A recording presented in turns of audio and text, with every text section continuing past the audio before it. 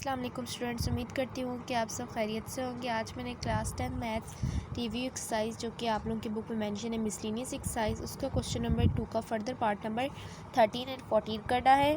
तो previous lecture में हम लोगों ने 2 पार्ट्स कर लिए थे इससे पिछले, तो अब हम लोग ये पार्ट स्टार्ट करते हैं पार्ट नंबर 13।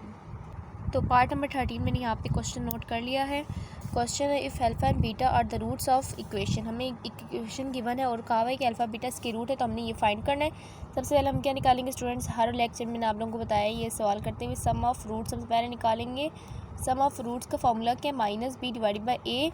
बी वाली टर्म कौन सी स्टूडेंट्स, बी वाली टर्म हमारे पास सेकेंड टर्म होती है जो कि ऑलरेडी माइनस के साइन के साथ माइनस माइनस मल्टीप्लाई होकर +3 में कन्वर्ट हो जाएगा। डिवाइडेड बाई ए वाली टर्म कौन सी है, फर्स्ट वाले का कोफिशिएंट 4। उसके बाद product of roots C divide by A. C वाली टर्म 6, ए वाली टर्म 4, 2 3 ज़ा 6, 2 2 ज़ा 4, ये आगे और सिंप्लीफाई हो रहा है, तो हमने इसको स्मॉलेस्ट फॉर्म में लिख लिया है। उसके बाद हम लोगों ने क्या फाइंड आउट करना है, alpha square plus beta square equal लगा के करेंगे। Alpha square plus beta square किसके बराबर होता है, अल्फ़ा प्लस बीटा का whole square minus 2 alpha beta. ये फॉर्मूला है, मैंने आपको पिछले लेक्चर में बताया है, तो आप लोगों को मेरे लेक्चर देख लीजिए। तो अल्फ़ा प्लस बीटा की जगह अल्फ़ा प्लस बीटा की वैल्यू पुट करूँगी। सम ऑफ रूट्स किसके बराबर है, अल्फ़ा प्लस बीटा, और product of root alpha beta की। अल्फ़ा प्लस बीटा में अल्फ़ा प्लस बीटा की वैल्यू 3/4 का स्केयर माइनस 2 अल्फ़ा बीटा में अल्फ़ा बीटा की वैल्यू एक दूसरे से कैंसिल हो जाएंगी। यहाँ मेरे पास क्या बन जाएगा, 9/16 माइनस 3। अब हम 16 का एलसीएम लिए तो हमारे पास क्या है, 16 आ गया, और यहाँ पे मैं 16 को 3 से मल्टीप्लाई करूँगी, मेरे पास क्या आ जाएगा 48। 9 माइनस 48 मेरे पास क्या होता है स्टूडेंट्स, -39/16। तो ये हमारा आंसर है। उम्मीद करती हूँ ये फर्स्ट पार्ट आपको अच्छे समझ आ गई होगी। तो स्टूडेंट जैसे कि यहाँ पर नज़र आ रहा है, मैंने पार्ट नंबर 2 भी लिख लिया है। इसमें हमारे पास है alpha by beta plus beta by alpha.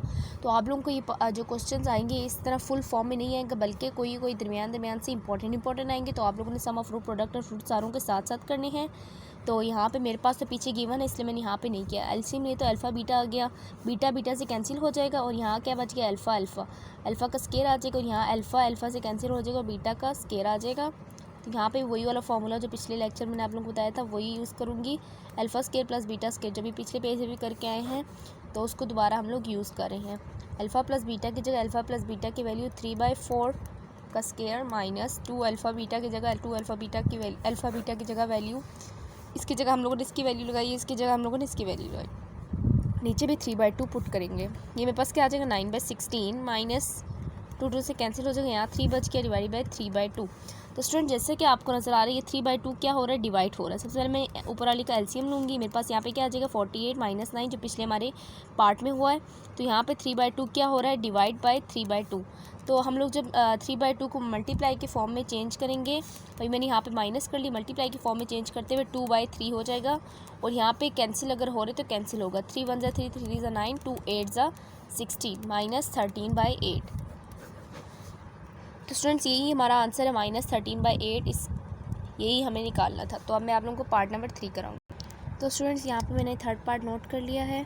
तो ये थोड़ा सा डिफरेंट है, अल्फ़ा माइनस बीटा। तो सबसे पहले आपने क्या कंसिडर करें, नाउ कंसिडर, हमें अल्फ़ा माइनस बीटा हम सिंपली नहीं निकाल सकते, हम अल्फ़ा माइनस बीटा का होल स्केयर करेंगे। तो ये फॉर्मूला आप लोगों ने याद रखना है, अल्फ़ा प्लस बीटा का square minus 4 alpha beta.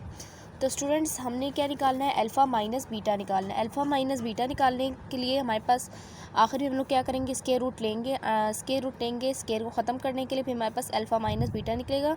Otherwise हमारे पास कोई ऐसा फार्मूला नहीं है जिससे निकल सके। तो अल्फ़ा प्लस बीटा की जगह अल्फ़ा प्लस बीटा की वैल्यू जो कि 3/4 है वो पुट करेंगे, और 4 अल्फ़ा बीटा की जगह अल्फ़ा बीटा की वैल्यू 2 2 ज़ा 4 होता है, और यहाँ पर मेरे पास क्या आ जाएगा 9/16 माइनस 3 2 ज़ा 6। अब मैं जब एलसीएम लूँगी यहाँ पे 16, तो यहाँ पे 16 को 6 से करने पे मेरे पास क्या आ जाएगा 96 माइनस 9।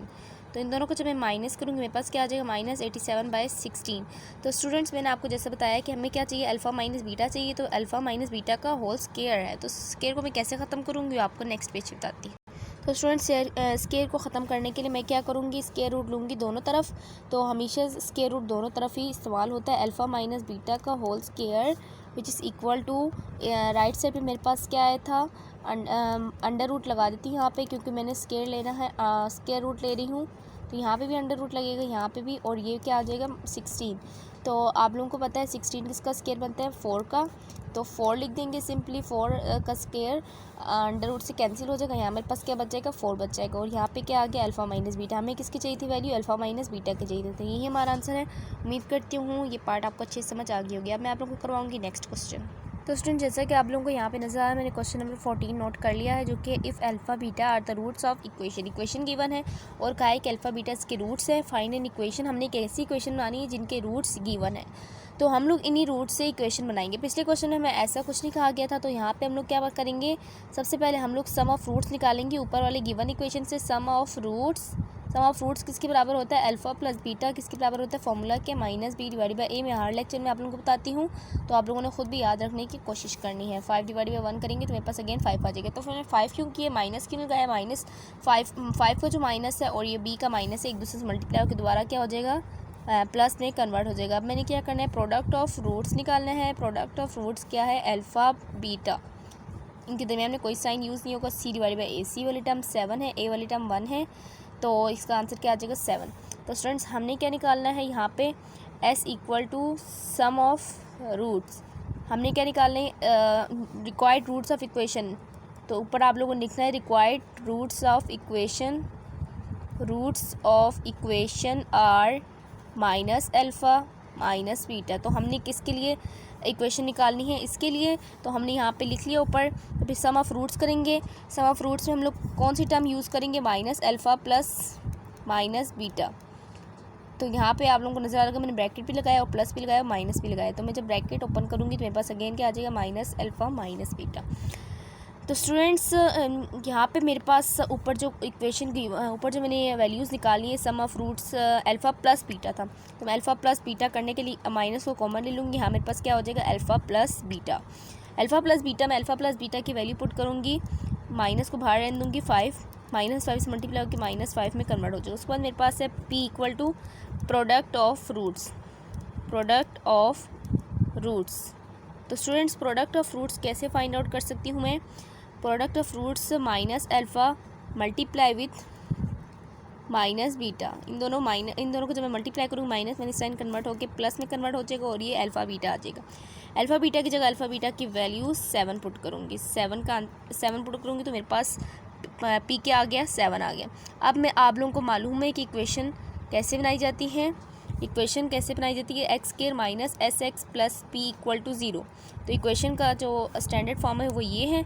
अब इसमें हम लोग एस की वैल्यू पुट करेंगे। एस मेरे पास क्या है, -5 और ये इधर का माइनस, ये दोनों एक दूसरे से मल्टीप्लाई होकर प्लस 5x में, और यहाँ पे p इक्वल टू क्या है, 7 आया है। ये 7 यहाँ पे हम लोग नोट कर लेंगे। तो हमारा ये इक्वेशन क्या बना है इस रूट्स का, X square plus 5x plus 7 which is equal to 0। तो यही हमारा आंसर है। तो हमने इक्वेशन ही बतानी थी इसमें सिर्फ। अब मैं आपको नेक्स्ट पार्ट कराऊंगी।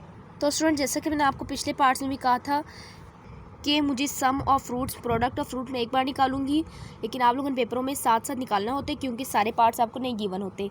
तो अब मैं यहाँ पे क्या करूँगी, S equal to sum of roots निकालूंगी। S equal to sum of roots, required roots of equation.